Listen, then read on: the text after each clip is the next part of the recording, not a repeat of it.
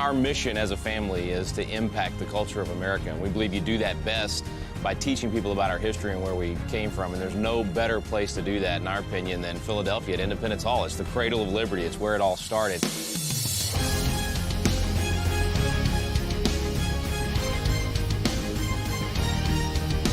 Even though we travel all over the United States and the kids and Rick get to speak to thousands of people every year, what we love the most and what brings us the most joy is bringing our kids here and just as a family experiencing history together, because nothing compares to actually being here, seeing the locations, and watching literally history come alive right before you.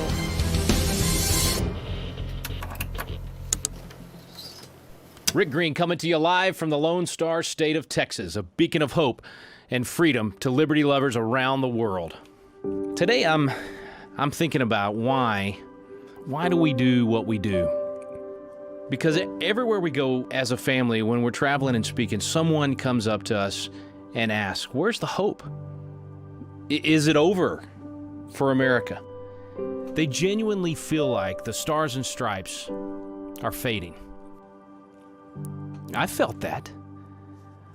But when I look at my family, whether it's my son, Trey, and his drive to exceed expectations, or Reagan and his love for serving and teaching other people, Cameron and her determination to outperform her brothers in everything she does, or my little stagehound Rhett and his boundless enthusiasm, through their eyes, I see a vibrant nation. When my children stand in the birthplace of the Constitution, or on battlefields where patriots gave their lives, I can see in them a rekindled flame of the American spirit.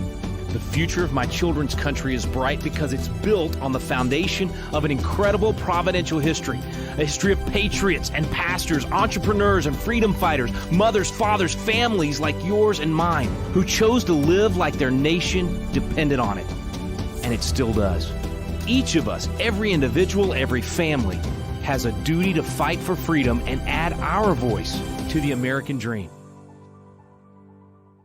So a couple of weeks ago, the government literally shut down. There's been a lot about it in the news, but it really affects us personally because we're headed to Philadelphia to do a class in a national park in Philadelphia at Independence Hall. Unfortunately, the government shutdown has really been affecting our plans over the past couple of weeks. Independence Hall is shut down, many other parks are shut down. We're not really sure what to do.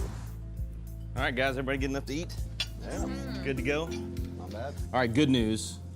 Just as we're getting into Philadelphia, they're passing the law that's allowing for the Park Service to open back up. But the problem is it's taking them, they're gonna need a few hours to get up and running. So I talked to them and they said they don't know if they're gonna be ready for us tonight. I got a challenge for you guys. I think it'll be kind of fun. We're gonna send you out on the streets of Philadelphia trying to find us a backup location for the class. I know you're probably not gonna like the idea of sending our children out into the streets of Philadelphia. Yeah, that's not gonna happen. Well, I think they could go, I think they'd be okay by themselves.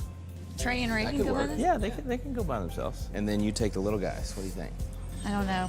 I'd think about it. All right. So Rick has decided that we're going to come up with a plan B and find a backup plan for Friday night. Just think of it like a treasure hunt. And the treasure is you got to find a place where we can actually perform tonight.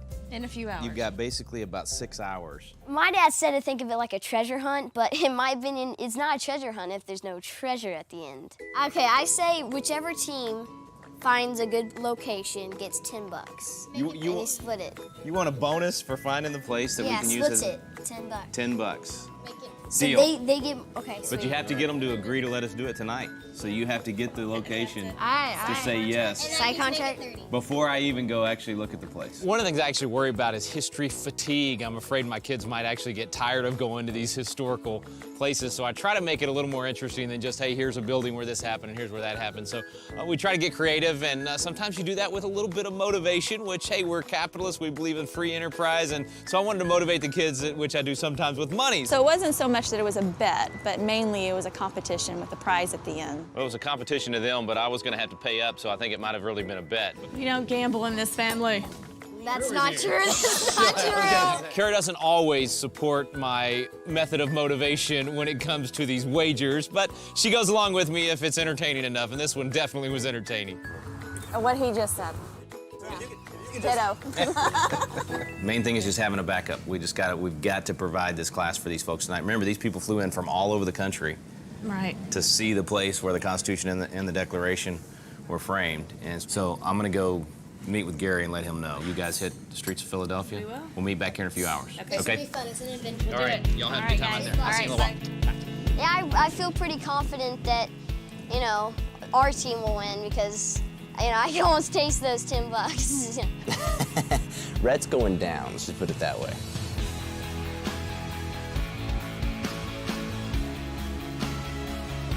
So I'm thinking Trey and Reagan are going to have an interesting time in Philadelphia. Trey's kind of a field marshal, a tactician, and Reagan's he's going to soak it all in. He's going to kind of be like the audience when he walks into that place because he kind of experiences these things as they happen. So I think they'll be a good team, and they'll probably find us a good location for Plan B.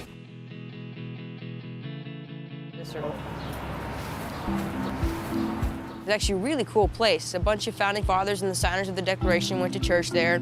Some of them were actually buried on site. So we had a great opportunity to learn from some of the people there who helped to kind of keep it going and teach about the church. Isn't it so cool to see that all this history's been preserved? I mean, the real stuff. This is where our history occurs. This is where it happened. There's several founding fathers buried here. 5, I think, but for sure Benjamin Franklin and Benjamin Rush. Just in the same places that our founding fathers stood. Yeah, knowing that they actually sat in these pews and everything. And I was looking at one specific pew and I realized that's George Washington's pew. That's the one he sat at every week that he came in for church. Most people are going to go through school and be told that the founding fathers were all a bunch of atheists and agnostics and deists, and they didn't attend church and they didn't care about religion. But when you come live the history, when you go to Christ Church, you can actually sit in the pew of George Washington or Benjamin Franklin or Benjamin Rush, where they actually attended church when they were here in Philadelphia and learned about how to apply the Bible to their lives. So there's a big difference between reading some expert's opinion of the founding fathers and actually walking in the steps of the founding fathers. I think this is better than Congress Hall. We gotta get that up here, yeah. Maybe this will win us the wager. I think this is it. All right, so if we can get this place, then I think we have the wager pretty much set. We right? will win. I guarantee you we'll win this thing. For the first time, I'm kind of hoping that Congress Hall doesn't open. If we get this, then we got the wager. Cameron and Rhett's that's a little bit different combination. I'm actually glad Mom's with them. I might need it. I might need a little protection, you know. Rhett can find his way into trouble. I think he probably gets that from me. So I think I have the right combination, though, because his big sister is definitely going to do everything she can to make sure he knows the right thing to do. But Mom's there to keep them both out of trouble. Okay, let's go. Let's see if we can get in. We the people of the United Establish States. justice, ensure domestic We tranquility. the people of the United States, in order to form a more perfect union, establish justice, assure domestic tranquility, and provide for the common defense, promote the general welfare, and establish the Secure the blessings of liberty to ourselves and our posterity. Do ordain and establish this Constitution for the United States of America. Okay, so what happened? They said no. They said that it's really hard to book a facility this big in just a few hours' notice, so it's So not hopefully gonna work. Independence Hall will pull through and we'll get to Let's do the hope class so. there. The group that we're going to be speaking for in Philadelphia is a group of entrepreneurs. These are successful business people, and my contact with the group is my friend Gary Newell. We've known him for a couple years now. He's been a lot of help to Patriot Academy. He's a great speaker, a great teacher, and a fantastic leader. And I'm going to have to let him know that we may or may not get into Independence Hall tonight and find out how they're going to respond to a possible Plan B. We had our reservations a long time ago, but the government shutdown has made it very difficult, and I haven't been able to confirm for 3 weeks. I just talked to them today. They're trying to get us in tonight. Worst case scenario, if we can't get in there, I literally have my kids on the streets of Philadelphia right now trying to find a backup. I know this is last minute, but hopefully it doesn't come to that. But I think we ought to have it. Park Service will know in a couple hours. You know, I just want to do a good job for you, man. It's gonna be good. It's gonna be good. When our founding fathers were in that hall and things got really tight, they called on the providence of God to step in. You're right. And His hand to move. Now, they were in a little tougher situation than we were in. We don't have anybody shooting at us. Yeah, we don't have tonight, anybody at least. shooting at us today, but what they did and what they believed and stood for is still here. That same God reigns today. I needed to hear that because I try to make things happen sometimes, and you're right. God's gonna open doors. We're not gonna do it on our own. Let's watch Him move. We'll be reminded of the words of Benjamin Franklin, and we'll talk about divine providence. We'll There have to you talk go. about that tonight. That'll be a good. We'll do it tonight. Good, when good. we get in the hall. When we get in the. All right, I'll stand We're with gonna you be there, there. brother. All Listen, I'll know in just a couple hours. I'll Okay. call you and let you know. We went to the Graph House, which is where Thomas Jefferson actually penned the Declaration. You get to go into his apartment and actually see where he wrote it, all the original furnishings, the desk that he wrote it on. It's pretty amazing. I'm really looking forward to seeing the Graph House. I can't wait to see it. It's going to be really fun. Okay. Yeah, and that's where we enter through the garden gate. it actually had an arrow and it pointed to enter the garden. So we went to the garden and it was actually locked. Can you get in? Here, I can sneak in. Oh, no, I don't think you can do that. It's I closed? bet it's closed because of the shutdown. You can't sneak in, yeah. The shutdown. The problem is that a lot of these historical locations are in the same boat that Independence Hall is in. They're in the middle of the shutdown as well. That kind of ruins things. I can climb over it. Rhett takes it upon himself to make sure that he can get inside that little gate there. He's determined because he wants to win that $10, and he's not giving up. He noticed that the lock wasn't exactly on the gate. Here it is. Oh. Got it. Yeah. Yeah, Rhett has never been really the one to pay attention to the rules. When I see something like do not touch or do not unlock, I just kind of cover the not but like part, and it says do unlock or do touch or something like that, you know? It's just simpler that way. When we raise our kids to be leaders and to take the initiative to solve problems, No, don't. Breaking into the graph house. No, it says please. closed on that sign. Look, Rhett Green. And I think for boys, sometimes their energy and their enthusiasm takes over, and you know, it's up to mom to rein them in. Right? Look, the sign says closed. It was a little bit disappointing when we weren't able to get inside. I was really looking forward to that, so.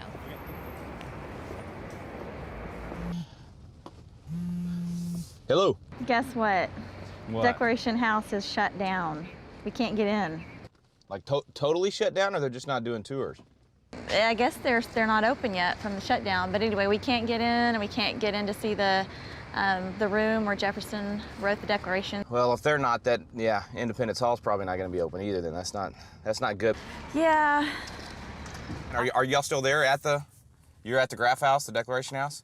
Okay, cool. Well, stay there because I want to tell the kids what happened. We can at least be outside the building and kind of tell them what's inside and what happened in that location. I just couldn't pass up the opportunity. I had to get over there, and if there's no tour guide to tell them the story, Dad's going to tell them the story. So I rushed over and was able to catch them, at least just outside the gate, and tell them a little bit about what happened in that room. It's locked. I know we're in a hurry. I know we got to go look at some other places, but there's too much cool stuff here. I got to at least tell y'all what happened. That's it? Where are the boys? They're still looking for another place? for other places. Okay. So this is where it happened, guys. This is where Jefferson wrote the Declaration. Right up here, this was his apartment. So Independence Hall is literally right around the corner, but this is where he stayed during that whole Continental Congress. And so Adams told him he's the guy that's got to write it. So he came here, wrote the Declaration here. If we could get in there, you could actually see the desk that he wrote it on. They've got the original furnishings up there, including the first copy machine. He invented the first copy machine. So he had a pen and he tied it to another pen so that while he was writing his letter, it would copy another letter so he could keep a copy when he mailed it. So anyway, cool stuff. We don't have time. I wish it was open. We'd go look, but maybe next trip out we'll get it. But we got to go. We got to keep checking everything out. So do you know where Trey and Reagan are checking things out? They are a few blocks away, and we're going to meet up with them in a little bit. So let's head to. This Rick Green? I get a call on the phone, and I can tell from the area code that it's my contact over at the National Park Service. Tonight, for sure. Okay, and we can get in at 5 o'clock. We're in. They're gonna get us in. Okay, man, thank you so much. Thank you for making it happen. I know you guys have had a rough week, and anyway, I appreciate you making it happen for us. Okay, thanks, bye. We're in? Awesome, solved, done. Woo! We're in. We were totally excited. The kids were stoked, but Rhett was a little disappointed because, you know, that meant he didn't get his $10. Okay. Hey, we get that $10. Yeah. No. I get the $10 for working hard enough to get us in. Okay, No. let's go find Trey and Reagan. Do you know where they are? Not sure. We'll catch Call them. them. Let's go. Okay. Let's go. Let's go. Oh, the wager is off, sadly, but I think we would have won if I had a few minutes with that door. Trey and I were pretty confident that we were going to win this wager that Rhett put on as a bet, that we were going to win it with Christ Church because it was an amazing place. But seeing as how that we got into Independence Hall, kind of put the wager off and canceled it. Yeah, it's definitely a relief to be able to get inside Independence Hall, or else Trey and Reagan might have won the wager.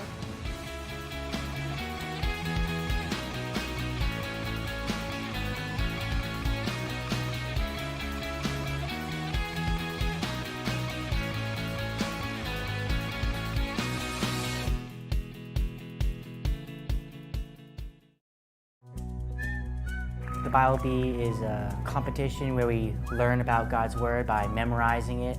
I'm able to seek the Lord with all my heart, and that's why I love the Bible Bee. I love the Bible Bee. I think it's a great way to grow closer to God, and it's a fun way to do it too. So I've discovered that I can memorize an entire book of the Bible. it's a lot of fun. It is really fun. I really like it because it's hiding God's word in my heart.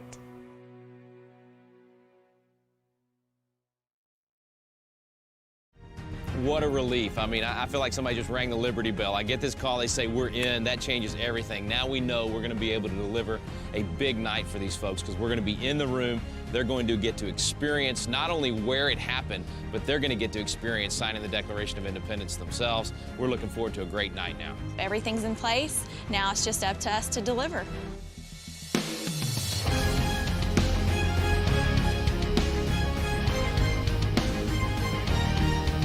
Independence Hall and Congress Hall is really a very powerful place for me. That is where our nation started. That is where we can actually go and get motivated. That's where we can see where the Founding Fathers stood and what they did. Thanks to the Rangers and all the different guys there, that place has been kept and protected over the past couple hundred years. It's a fantastic place, and I really recommend that every American go there at some point in their life. Well, welcome, guys. This is my favorite room in all of history. Of all the great places we've got to travel across the country and see and the great things that have happened in our nation's history, this is my favorite. So much happened in this room. As much as we can tell our kids the stories, nothing compares to actually being here, seeing the locations, and watching literally history come alive right before you. So now get this picture. Ben Franklin, the elder statesman, he gets up and he reminds them.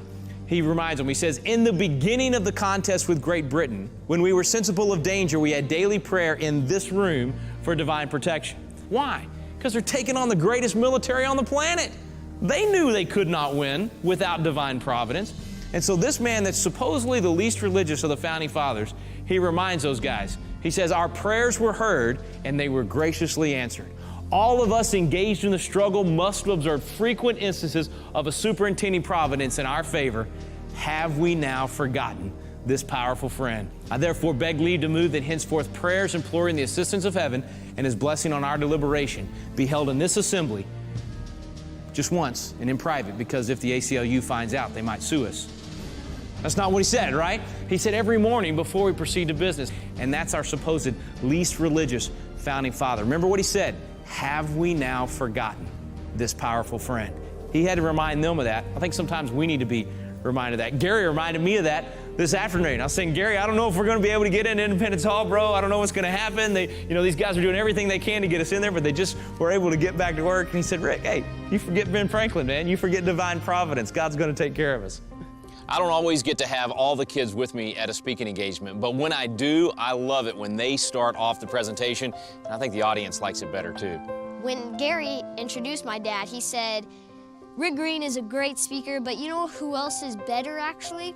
Is Rhett Green. So he introduced me. Welcome, Rhett Green. Are you bringing the whole crew? All right, you got them all? I'll let you tell them. Well, guys, welcome to Congress Hall. My name's Rhett Green, this is my brother Reagan and my sister Cameron.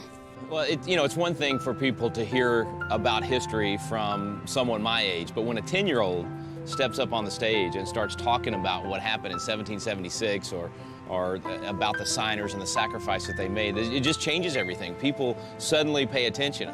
Now, we might let our dad speak a little bit later tonight, but we're gonna get things started. The preamble to the U.S. Constitution was written by Gouverneur Morris, and it describes what the Founding Fathers wanted to accomplish for the new republic. We, the people of the United States, in order to form a more perfect union, establish justice, ensure domestic tranquility, provide for the common defense, promote the general welfare, and secure the blessings of liberty to ourselves and our posterity, do ordain and establish this Constitution for the United States of America. So we don't do it to showcase our kids or just to put them on stage just to have fun. There is a purpose behind it. Later, people will come up and say, watching your kids had such an impact on me. And then they take it back to their kids and they say, we want our kids to learn that. And that is the ultimate goal, is for other families to be inspired, to go home and teach their own children this and set the bars and tell their kids, you can recite the Declaration. You can learn this history. In just 56 words, the Founding Fathers basically sum up the foundation of America. We're gonna give you those 56 words and then we're gonna explain them. Here's what they are. We hold these truths to be self-evident, that all men are created equal, that they are endowed by their Creator with certain inalienable rights, that among these are life, liberty, and the pursuit of happiness, that to secure these rights, governments are instituted among men, deriving their just powers from the consent of the governed. In the words of the Declaration, there are 4 basic principles that make up the frame of America. First, the Founding Fathers began with the basic idea that truth is real. It is obvious and it does not change. A lot of people think that we're just memorizing history all day. Well, maybe between an episode of Psych and going to play baseball and you know, just having fun, they don't actually spend that much time on history. They're just like any other kids, you know, but this is sort of one of their hobbies, I guess. It's like playing a sport or playing an instrument. They have found that this is a way that they can use their voice to impact the world around them. To learn more about the Constitution and the history that took place right here in these buildings, please welcome our dad, Rick Green. Well done, well done.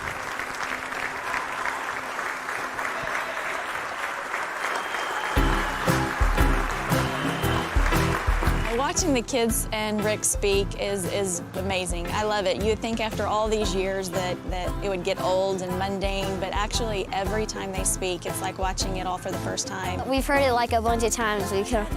It's almost like we know all the concept, like all the meanings and stuff. Really? So you know all the answers to the questions? Kind of.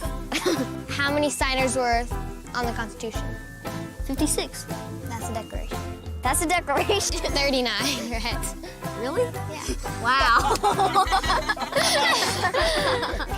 Looks like you need to pay more attention. Yeah. It was like stepping back in time. We are walking in the footsteps of George Washington. Rick and Brad are writing this book together. He sends a letter to basically start a myth that he was bulletproof. Let me call the guys at the vault. This should help in your research of GW. Who's GW? George Washington. All right. We're the Green family, and for years we've been traveling the country sharing the stories that shaped America. The diagrams couldn't have possibly shown the slaughter. Either there's some kind of divine providence over this country, or he got lucky. This battle changes everything. Rick wants them to literally feel like they got in a time machine. Some people are dubious when it comes to homeschooling, but these kids are ridiculous. Trey had an idea to do a ballistic test with paintball guns. We're gonna put him to the test and see how he does. That was awesome, man! I want my kids to come away knowing the amazing courage of these men who made a difference in our country. The George Washington that we know would have never existed without this battle.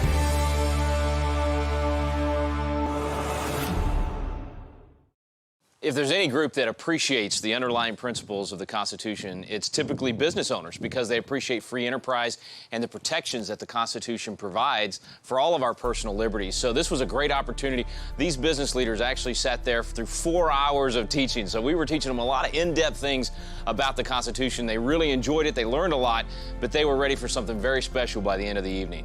Each and every one of them was willing to get up, come forward, take that pen, dip it in the ink, and sign beneath that amazing final sentence. It says, in support of this declaration, with a firm reliance on the protection of divine providence, we mutually pledge to each other our lives, our fortunes, and our sacred honor. And they did not just pledge their lives, fortunes, and sacred honor, they gave their lives, fortunes, and sacred honor. 9 of them did not even survive to see the freedom they secured for us. Many of them lost every penny that they had, some even dying in debtor's prison because they gave everything for the cause of freedom. I would ask you tonight, if you had been in this room, if you had been next door in Independence Hall when that happened, if your name was called forward, would you be willing to get up and come forward, to take that pen and dip it in the ink? We're going to give you guys an opportunity tonight to do exactly that. But I'm not talking about some ceremonial moment where you take a picture, post it on Facebook, and feel good about it. You have to follow through, just like the Founding Fathers did.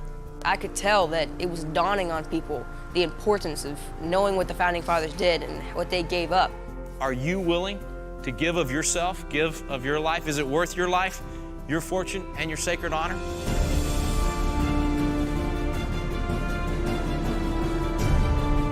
It was absolutely one of the most emotional things I've ever experienced. It was powerful, and I wouldn't trade it for the world. It was definitely one of my favorite memories of my entire life, and I'll remember it forever. It just gives me goosebumps to think about it, because we will continue to fight for freedom. We want the America that we came to stay the way it is, so my children and their children have a better future. Just witnessing that and signing it with my parents, realizing that we're doing something together as a family that can actually impact generations. Just having it become real when you picked up a pen and began to sign your name there. It was a life change. It was amazing what it did. And you guys, you give me hope for our nation. So thank you for being here.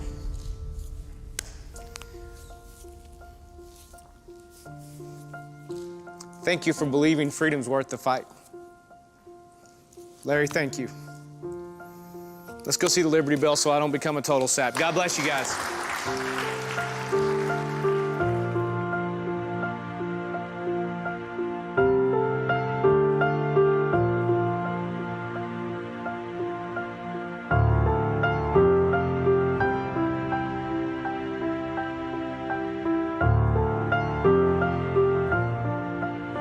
This morning started off very chaotic. We didn't know how it was going to end. There was a lot of things that were up in the air. And we came together, the family came together, and it was a good day for the Green family.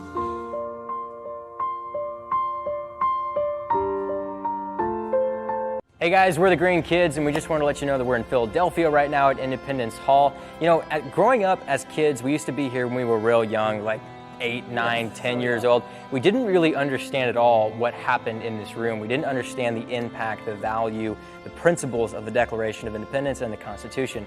But now that we're older and we've spent years around this stuff, some point along the road, that really became a part of our identity as Americans, and we started to really understand truly how important and valuable those things are. Okay, that's so true, and it's sad though that there's a lot of people taking it the other direction, a lot of young folks taking it the other direction. In fact, just a mile down the road, we've got a lot of people like rioting and kind of trashing statues and historical landmarks that are so important to the country, but they don't even know why they're doing it, and they're doing it for misguided reasons. And it's so sad to see a lack of leadership in our generation standing up and saying this is not right. And so I think it's just so important to have that aspect, and like you said, seeing this now and seeing it younger and growing up with that appreciation is so important.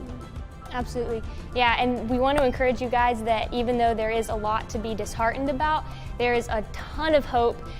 If you know somebody who is really young or you're a young person yourself, come to Patriot Academy, because you will just feel the hope. It's like contagious. The joy is contagious. There is a remnant rising up. And if we think about the founding of our country, I was just thinking about how the people who were on the side of the revolution and who wanted to fight for freedom compared to our enemy, the opposition, it was like 5 to 1, right? It was such a small group of people, and if that small group of people didn't stand up, think about where we would be as a nation. So all it takes is a remnant rising up, and those people are at Patriot Academy, and we would love for you to be a part of that remnant. But here's one of my favorite quotes from President Reagan that I think fits the moment today. He famously said, "The future doesn't belong to the faint-hearted. It belongs to the brave." Now that quote is great, but when you put it in context, it's even greater.